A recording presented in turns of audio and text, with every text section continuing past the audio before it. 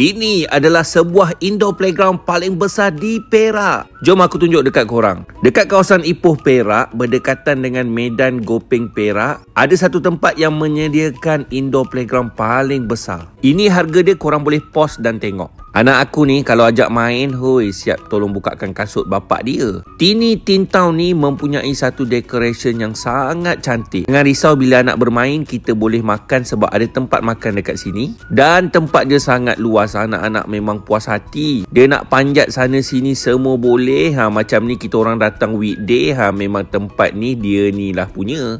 Dan dia punya design dia memang cantik. Semua tempat dalam Tini Tin Town ni dia berpadding tau. Jadi kita tak perlu risau. Yang ni dekat bahagian atas dan anak boleh bermain. Kita pun boleh tengok anak kita kat mana.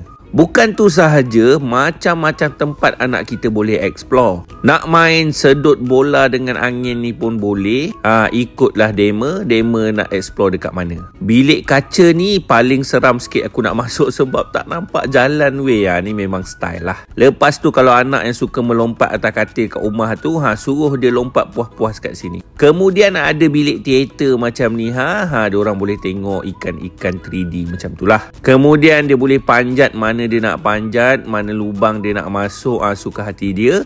Dan memang selamat berada dekat sini. So apa lagi, dah nak cuti sekolah ni, masukkan dalam bucket list korang untuk datang ke Tini Tin Town ni. Bestnya kat sini makanan pun ada, tempat pun cantik, decoration memang plus A lah aku bagi. Apa lagi untuk cerita yang menarik, follow aku dan komen mana lagi nak aku pergi.